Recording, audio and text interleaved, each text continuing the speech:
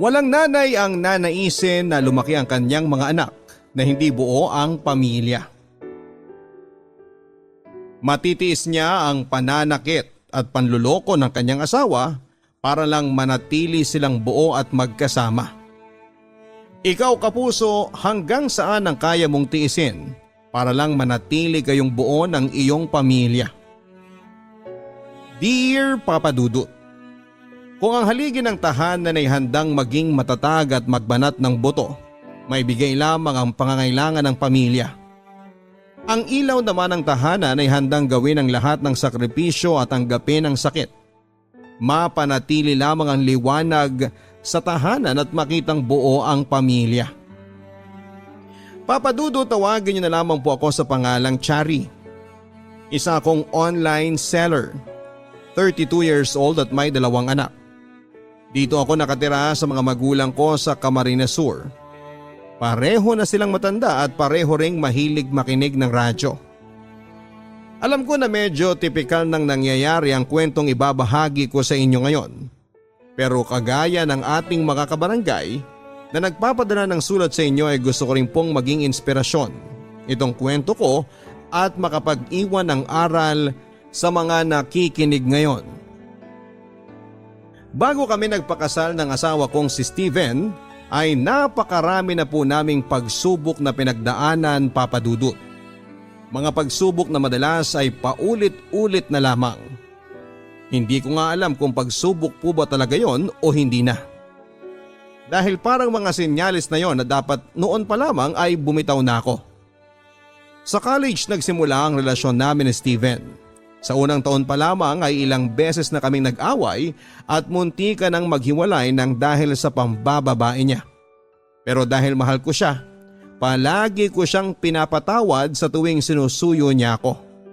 Hanggang sa makasal na nga kami at bumuo ng pamilya. Sa unang taon namin bilang mag-asawa ay naging maayos naman ang lahat. Hanggang sa magkaroon na kami ng 2 anak. Papa Dudut, doon muling nagsimulang bumalik ang pambababae ng asawa ko. Pero baka mas matagal na rin niyang ginagawa yon, Papa Dudut. Baka noon ko lang din talaga siya nahuli. Papa Dudut, matagal ko nang pinaghihinalaan na may kakaiba sa katrabahong babae ng asawa ko. May iba kasing katrabaho si Steven na nasa friend list ko sa Facebook at may nakikita akong mga uploaded pictures nila sa opisina o kapag kumakain sila sa labas ng magkakasama. Napansin ko kaagad na palaging katabi ni Steven ang kaopisina niyang babae na kabit niya.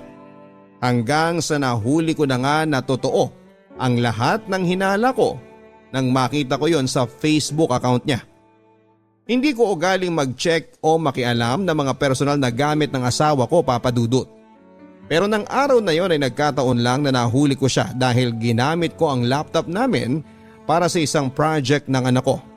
Nakalagin ang Facebook account niya doon at kitang-kita ko ang pagchat-chat nila sa isa't isa ng babae niya. Nabasa ko noon na sabay daw silang magla-lunch sa isang malapit na kainan sa opisina nila. Hindi ako nagdalawang isip na sumunod sa lugar na yon, Papa Dudut. At nakita ko nga silang dalawa na magkasama at masayang sabay na kumakain doon. Nagawa kong sampalin ang babae ni Steven. Gusto ko pa sana siyang sabunutan pero nahila na ako ni Steven palayo sa babae niya. Sinakay na niya ako ng taxi at umuwi na kami sa bahay. Papa Dudut, pagkatapos ng naging pagtatalo namin ni Steven ay kaagad kong inimpake ang mga gamit namin ng 2 anak ko. Pinigilan pa ako ni Steven na umalis ng bahay namin pero nagmatigas ako at iniwanan ko siya. Sinundo ko ang 2 anak namin sa school bago ako umuwi ng bahay ng mga magulang ko. Hindi yon ang unang beses na umuwi ako nang dahil sa pagtatalo naming mag-asawa. Kaya hindi nagulat sina Papa at Mama nang sabihin ko ang nangyari sa amin ni Steven. Pumayag naman sila na doon kami tumira ng mga anak ko ng ilang araw, Papa Dudut. Papa Dudut, naiintindihan ko naman ang reaksyon ni Mama dahil sa ginawa sa akin ni Steven. Hindi nga kasi yon ang unang beses na umuwi ako sa bahay nila ni Papa pagkatapos namin mag-away ng asawa ko. Kagaya nga ng sabi ni Mama, Ilang ulit din nila akong pinaalalahanan ni Papa noon bago kami magpakasal ni Steven. Naging witness kasi sila kung paano at ilang beses akong nasaktan ni Steven noong magkarelasyon pa lamang kami bilang magkasintahan. Mabait lang talaga ang mga magulang ko kaya kahit na hindi nila gusto si Steven para sa akin, hinayaan pa rin nila ako na makasal sa asawa ko. Ayaw naman daw kasi nilang maging kontrabida sa buhay ko at kontrahin kung anuman ang gusto ko talagang gawin. Kaya sinuportahan pa rin nila ang pagpapakasal ko noon sa lalaking mahal ko. 2 linggo din kaming tumira ng mga anak ko sa bahay ng mga magulang ko, Papa Dudut. At sa mga linggo na yon, halos araw-araw akong sinusuyo ni Steven para magkaayos ulit kaming dalawa. Kung ang mga magulang ko lang ang masusunod, ayaw na nila akong pabalikin pa kay Steven.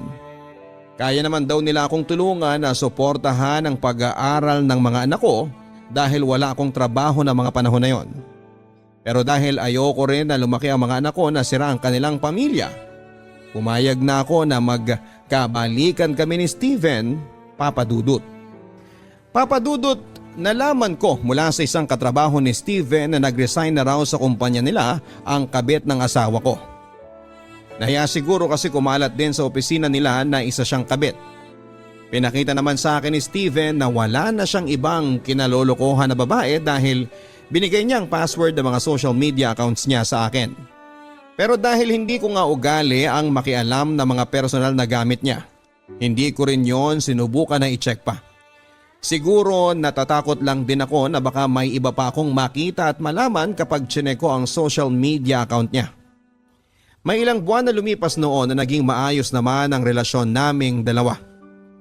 Hanggang sa kinailangan siyang ipadala ng kumpanya nila sa Dayangdang Naga, Camarines Sur at doon daw muna siya magtatrabaho sa loob ng 3 buwan. Sinabi sa akin ni Steven na doon muna siya pansamantalang uuwi sa bahay ng mami niya dahil mas malapit yon sa pagtatrabahuhan niya. Pero dahil hindi pa bumabalik ang buong tiwala ko sa kanya ay sinabi ko na sasama kami sa kanya ng mga anak ko. Nagkataon naman na bakasyon na sa school ng mga anak namin kaya maisasama ko sila. Pumayag na rin si Steven sa gusto kong mangyari, Papa Dudut. At kahit na hindi ko talaga kasundo ang mami niya, lumipat muna kami doon kasama ang mga anak namin ng asawa ko. Papa Dudut, noong nakilala ko ang mami ni Steven ay ramdam ko kaagad na hindi ako nito masyadong gusto. Matagal na itong byuda at solong anak lamang nito ang asawa ko. Mas sumasama pa ang pakikitungo nito sa akin noong bumukod na kami ng bahay ni Steven pagkatapos naming ikasal. Iniisip ko noon na baka hindi gusto ng mami niya na mag-asawa si Steven dahil ayaw nitong mamuhay ng mag-isa. Pero syempre gusto rin ni Steven na may solo kaming bahay. Kaya kahit nagtatampo ang mami niya noon, itinuloy pa rin niya ang plano na kumuha ng bahay na para sa amin. Mabait naman si mami sa mga anak ko, Papa Dudut. Mula nga nang tumira kami sa kanila ni Steven dahil mas malapit yon sa trabaho niya, palaging ini-spoil ng mami ang anak ko. Binibigyan niya ito ng mga laruan at mga pagkain na gusto ng mga bata. Hindi ko naman maasaway si mami dahil baka masamain pa nito ang sasabihin ko. Karamihan kasi sa ibinibigay nito sa mga anak ko ay mga junk foods, Papa Dudut. At yon ang pinakaayaw ko sa lahat ng kinakain ng mga bata. Kaya kay Steven ko na lang pinapasabi ang gusto kong iparating sa mami niya.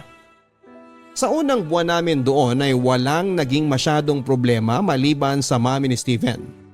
Nabubuo na rin noon muli ang tiwala ko para sa asawa ko. Kaya lang, kung kailan naman nagiging maayos na ulit ang relasyon naming dalawa noon, saka naman ako may napapansing mali sa asawa ko. Papa Dudut, sa tuwing mag-aaway kaming mag-asawa ay palaging umeeksena sa amin ang mami ni Steven. Lalo lang tuloy gumugulo ang lahat dahil si Steven ang kinakampihan nito, kahit ang asawa ko naman ang may mali. Siyempre, si Steven ang anak at ayaw ni mami sa akin. Ako tuloy ang madalas na nakakaawa sa loob ng bahay ni mami. Kasi kapag pinagtutulungan na nila ako ay hindi na ako masyadong makasagot sa kanilang dalawa. Si Steven lang naman ang gusto kong makausap, pero palaging umeeksena si Mami sa amin, Papa Dudut. Palagi niyang pinamumuka na wala ako sa sarili kong pamamahay. Hindi na nga rin ako makakilos ng maayos, lalo na sa mga simpleng gawaing bahay. Tapos hindi ko rin makausap pa ng maayos ang asawa ko. Mabuti na lang talaga at mahaba ang pasensya ko dahil napapalampas ko ang mga buwisit na nangyayari sa bahay na yon. Mas naiinis din ako kapag pinaparamdam ni Mami sa akin na pera ni Steven ang bumubuhay sa pamilya namin. Dati naman ay may trabaho ako, Papa Dudut. Pero mula nang ipinanganak ang bunso namin ni Steven, pinakiusapan niya ako na huminto sa pagtatrabaho at asikasuhin na lang sila ng mga anak ko. Ayaw ko talaga sanang gawin yon dahil gusto ko na may sarili pa rin akong pera. Pero dahil naging mapilit ang asawa ko sa pakiusap niya, sumunod na lang ako sa gusto niyang mangyari. Pero hindi ko inaasahan na ang pagiging housewife ko pa pala ang magiging dahilan para maliitin ako ng mami ng asawa ko, Papa Dudut. Papa Dudut, mas lumala na nga po ang away namin mag-asawa sa paglipas pa ng mga araw. Halos araw-araw na kasing umuuwi ng madaling araw sa bahay si Steven. Hanggang sa nahuli ko na naman siyang may ibang babae na kinalolokohan. Hapon yon nang maisipan kong puntahan si Steven malapit sa pinagtatrabahuhan niya. Sinama ko pa ang dalawang anak ko para makapamasyal na rin kami at maiwasan ang stress na ibinibigay ni Mami sa akin sa bahay. Nabanggit ni Steven ang address noon ng kanilang opisina. Kaya nagstay kami ng mga bata sa malapit na kainan doon. Ang hindi ko inaasahan, ang panganay ko pang anak na 11 years old ang makakakita kay Steven na may kaakbay na isang babae habang naglalakad. Hindi ko sila sinugod, Papa Dudut, at sobrang pinigilan ko ang sarili ko na gumawa ng gulo dahil na rin kasama ko ang mga anak ko ng oras na yon. Pero malakas kong sinigaw ang pangalan ng babaero kong asawa para makuha ang atensyon nila ng babae niya. At nang lumingon sila sa amin at makita ako ni Steven, kagad na ako naglakad palayo at sumakay na kami ng tricycle ng mga anak ko. Umuwi kami sa bahay ng mga anak ko, Papa Dudut. Mabilis kong inimpake ang mga gamit namin habang si Mami ay paulit-ulit na nagtatanong kung bakit daw ba kami aalis. Sinabi ko na nahuli ko na naman si Steven na may ibang kinakalokohang babae. Sinabi pa ni Mami na baka kaibigan o kaopisina lang daw yon ni Steven. Sinabi niya rin na kung aalis daw ako ay iwan ko raw sa kanya ang mga bata. Siyempre hindi ako pumayag, Papa Dudut. At tumuloy na kaming umalis ng mga anak ko at dumiretso kami sa bahay ng mga magulang ko. Papa Dudut, sa kabila ng pagbabanta sa akin ni Papa ay nakipagbalikan pa rin ako kay Steven. Wala Mahal ko talaga siya at ayokong masira ang pamilya namin. Kaya nagpadala akong muli sa pagsuyo na ginawa niya sa akin. At nang dahil doon, Papa Dudut, ay sobrang nagalit ang mga magulang ko sa akin. Kaya nang gabi ring yun ay umalis kami ng bahay ni Steven kasama ang mga anak ko. Pero doon na po kami umuwi sa sarili naming bahay. Nang magkausap kaming mag-asawa ay sinabi ko na ayoko nang tumira sa bahay ng mami niya. At kung gusto niyang magkaayos kaming pamilya, mag-uuwian na lamang siya sa trabaho at sa bahay namin araw-araw. Pumayag si Steven sa gusto kong mangyari. Naniwala na rin ako sa sinabi niya na hiniwalayan na niya ang babae niya na nagtatrabaho malapit sa building nila. Gusto pa sana niyang ipakiusap sa akin sa tawag ang babae para mas mapaniwala ako na wala na silang relasyon. Pero ako na ang umayaw dahil baka mamura ko lang ang haliparot na yon kapag nakausap ko siya.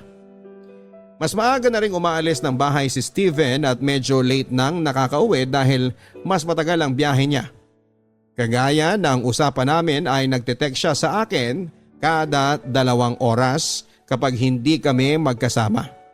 Sinasabi niya kung nasaan siya, ano ang ginagawa niya o kung sino ang kasama niya. Madalas din ay sinasabihan ko siya ng magpadala ng litrato sa akin para mapatunayan na wala siyang kasama na ibang babae. Papa Dudut, alam ko na minsan ay sumosobra na talaga ang paghihigpit ko sa asawa ko. Pero hindi niyo naman po siguro masisisi ako, lalo na at ilang beses ko na siyang nahuli na niloloko ako. At halos gabi-gabi ko talagang ipinagdarasal noon na sana hindi ko na siya ulit mahuli pa. Sana hindi na ulit ako lokohin ng asawa ko, Papa Dudut. Papa Dudut, yun po ang unang pagkakataon na nasaktan ako ng pisikal ni Steven. Pero para sa akin ay sapat na yon na dahilan para tuluyang ko nang isuko ang lahat sa aming dalawa. Actually, alam ko naman na dapat ay matagal ko nang isinuko ang relasyon naming dalawa dahil ako na lang ang nag-i-effort na maayos ang lahat. Sapat ng dahilan, yung paulit-ulit na pananakit niya sa akin emotionally and mentally para sumuko na ako. At ayoko nang hintayin na pati ako ay mawala na ng respeto para sa sarili ko. Kagaya ng paulit-ulit kong ginagawa sa tuwing mahuhuli ko ang mister ko na may ibang babae, Papa Dudut, inimpake ko na ang mga importanteng gamit namin ng mga anak ko. Hindi na nga ako masyadong nahirapan na gawin yon dahil alam ko na kung ano ang mga dapat dalhin at iwanan na gamit. Medyo malalim na rin ang gabi noon kaya naman tinawagan ko ang isang pinsan ko at nagpasundo ako sa bahay namin. Si Steven naman ay nakasunod sa bawat galaw ko sa loob ng bahay. Ilang beses niya akong pinakiusapan noon na itigil ang ginagawa kong pag-iimpake. Umiiyak siyang nagsorry sa akin at nagmamakaawa na huwag na kaming umalis ng mga bata. Pero nang dumating na ang pinsan ko, ginising ko na ang mga anak namin. At umiiyak akong iniwanan si Steven at ang bahay namin. Umuwi ako kina Papa at Mama, Papa Dudut. Kahit alam ko na may sama pa rin sila ng loob sa akin, sa kanila pa rin ako bumalik dahil sigurado ako na hindi naman nila ako kayang tiisin. Pinatuloy kaagad kami ni Mama sa loob ng bahay nila pero si Papa ay hindi ako kinikibo noon. Pinagpahinga ko noon ang mga bata sa kwarto, nasa kusina si Papa at nagkakape habang ako ay umiiyak na nagkukwento kay Mama kung ano ang nangyari. Nagparinig pa si Papa at sinabi niya na alam daw niya na kapag sumunod na si Steven sa bahay ay sasama na naman daw ulit ako dito pa uwi. May ilang masasakit na salita na rin na binitawan si Papa pero lahat yon ay tinanggap ko. Dahil alam ko na nasaktan lang naman siya para sa akin kaya niya nasabi ang mga yon. Papa Dudut, kinabukasan nga ay pumunta si Steven sa bahay namin para suyuin ako. Si Mama ang humarap sa kanya at pinigilan ko ang sarili ko na lumabas ng bahay. Pero nang marinig ko na nagwawala na siya sa labas, sumisigaw, umiiyak at nagmamakaawa na tinatawag ang pangalan ko, ay hindi na ako nakatiis pa. Lumabas ako ng bahay at naabutan ko na pilit siyang pinapaalis ni Papa. Pinigilan ko na si Papa sa ginawa niyang pagtataboy kay Steven. Pero hindi na kagaya ng dati ang ginawa ko. Hindi ko na muli pang nilapitan si Steven para yakapin at patawarin. Sinabi ko sa kanya na umalis na siya ng bahay namin kung ayaw niyang mas lalo pa siyang masaktan ni Papa.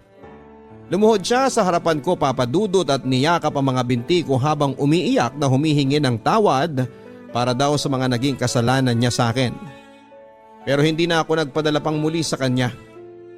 Hindi na ako nagpadala sa pagsuyong ginawa niya sa akin. Ako na mismo ang nagpaalis sa kanya sa bahay namin. Umiiyak na rin ako noon nang sabihin ko sa kanya na ayoko na siyang makita at makasama pa bilang asawa. Ilang beses pang gumawa ng paraan si Steven para suyuin akong bumalik sa kanya, Papa Dudut. Ilang beses ko ring pinigilan ang sarili ko na huwag ulit siyang patawarin. Kinumbinsi ko ang sarili ko na kaya kong mabuhay nang hindi siya kasama. Basta't nasa tabi ko lamang ang mga anak ko at mga magulang ko. Nagawa ko naman yon sa loob ng mahigit 2 taon na rin. Single parent na ako ngayon at huminto na rin si Steven sa pagsuyo sa akin. Nagpapadala na lamang siya ng maliit na pera para sa mga anak namin. Ang balita ko nga rin ay may iba na siyang babae na kinakasama ngayon. Kung kaopisina man niya yon o hindi ay wala na akong pakialam pa. Ang focus ko ngayon ay mapabuti ang buhay namin ng mga anak ko at nina Papa at Mama. Kahit na hindi na namin kasama ang lalaking sobra kong minahal noon. Ganon pala yon, Papa Dudut.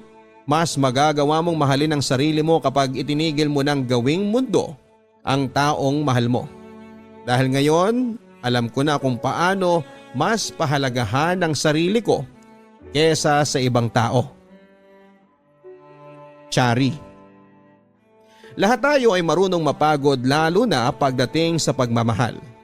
At sana huwag nating hintayin na maubos ang pagmamahal at mapuno ng pagod ang puso ng taong mahal natin.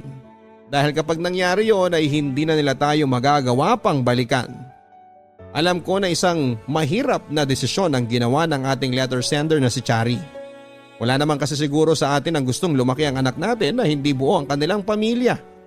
Pero sa buhay pamilya kasi mga kapuso, may mga bagay tayo na dapat isakripisyo para sa ikakatahimik ng lahat. Umahanga ako sa iyo, Chari, hindi lang dahil sa nagawa mo nang hiwalayan ang asawa mo, kung hindi dahil natutunan mo nang mas pahalagahan ang sarili mo sa wakas. Nabanggit mo sa sulat mo na college pa lamang ay sadyang babaero na ang asawa mo, pero nagawa mo siyang ilang beses na patawarin hanggang sa makasal na kayong dalawa. Siguro nga ay hindi lahat ng tao ay marunong magbago at makontento.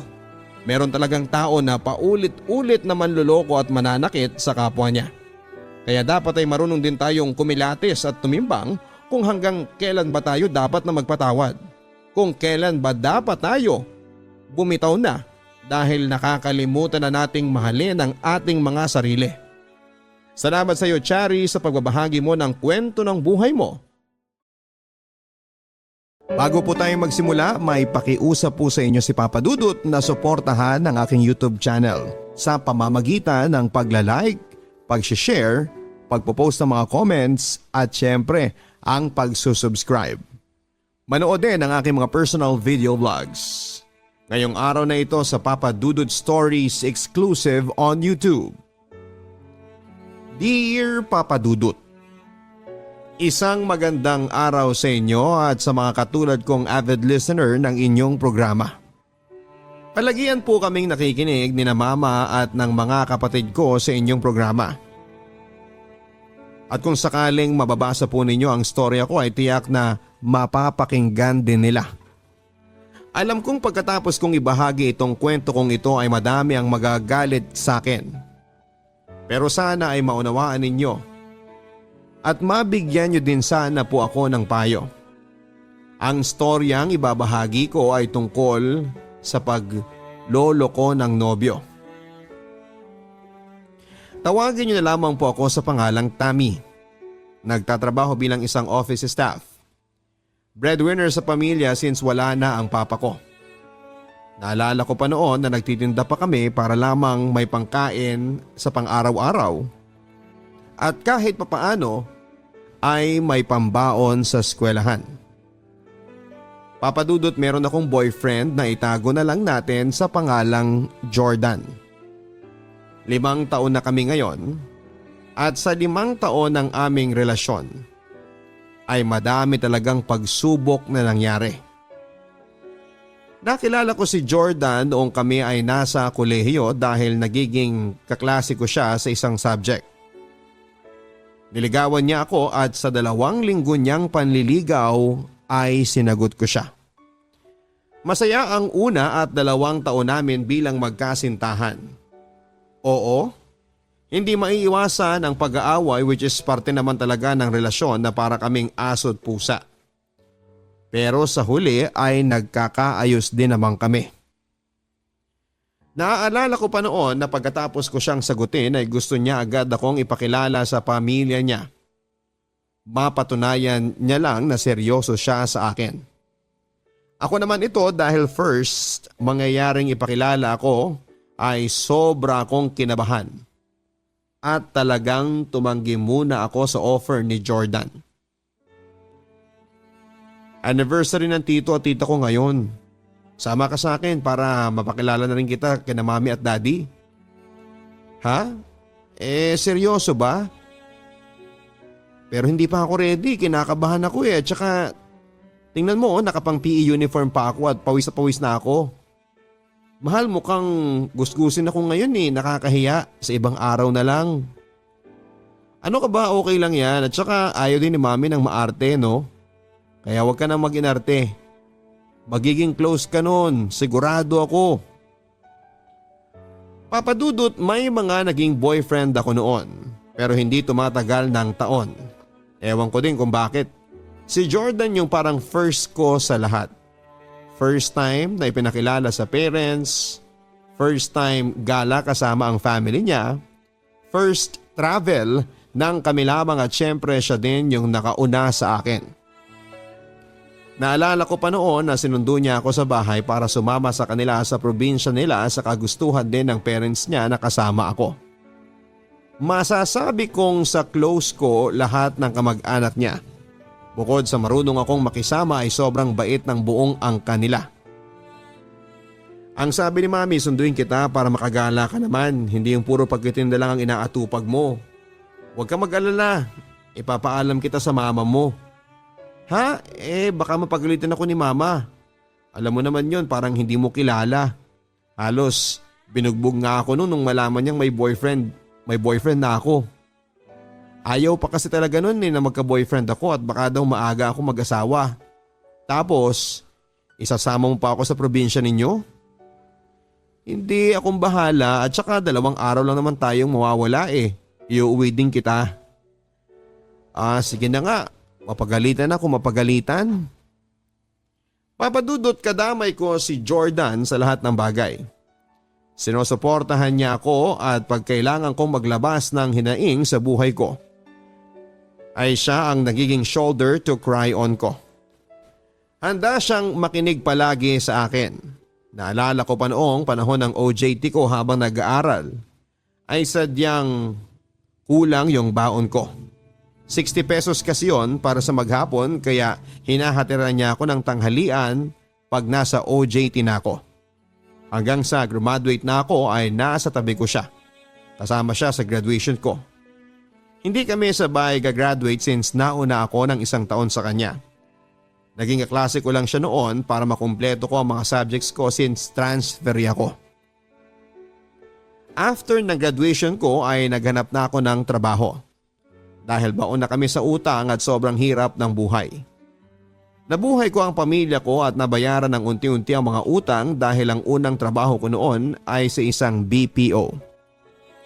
Papadudot, dumating sa punto na unti-unti akong naimpluwensyahan ng mga kaibigan ko lalo na sa pag-iinom ng alak. Araw-araw kada uwian galing trabaho ay mag-iinom muna.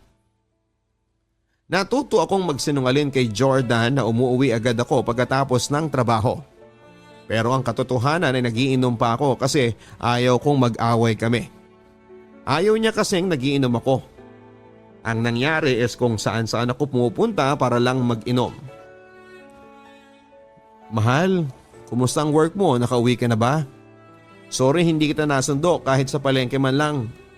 Inaantok pa kasi ako Ang text ni Jordan.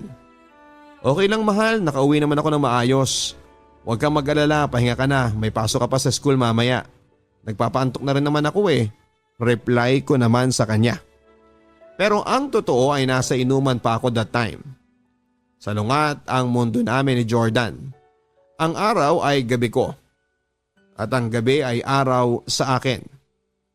Malaking adjustment sa relasyon naming dalawa. Papadudod, hindi lang pag-iinom ang naging gawain ko pati na rin pakikipag-fling sa katrabaho ko. Nag-entertain ako ng mga nagkakagusto sa akin at hindi alam ni Jordan lahat ng yon. Hindi niya alam ang pagpapasaway na ginagawa ko habang siya ay nagpapakabuting boyfriend sa akin at inaasikaso ako sa lahat ng bagay. Sobrang sama kong tao para suklian si Jordan ng panluloko at pagpapasaway ko. Unti-unti akong nagbago sa kanya, naging cold ako at boring na kasama siya. At alam kong nararamdaman niya yon, kaya isang gabi habang nasa bahay nila ako, ay bigla niyang pinatugtog yung kantang Sana ng I Belong to the Zoo. Ibang-iba ka na. Hindi kita maramdaman. Mahal mo pa ba ako? Hindi na ikaw yung babaeng minahal ko. May iba ka na ba? Ramdam na ramdam kita sa tuwing magkasama tayo. At alam ko na hindi ako ang gusto mong makasama. Mahal, ano bang sinasabi mo? Pinaghihinalaan mo ba ako? Wala akong iba, ikaw lang ang mahal ko. Huwag kang mag-isip ng kung ano-ano sa akin. At alam mong marami lang akong problema kaya ganito ko. Nakakainis ha? Sagot ko naman sa kanya.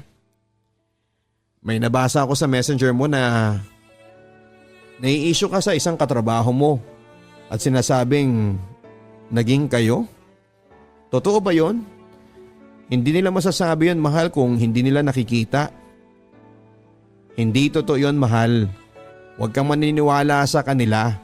Kahit tanungin mo pa ang mga katrabaho ko, nakakilala mo, walang katotohanan ng mga binibintang nila. Maniwala ka sa akin. Papadudot, yung mga panahong nagpapasaway ako ay nasa 3 taon ng relasyon namin. Nasa punto na palagi kami nag-aaway at muntik nang maghiwalay ni Jordan.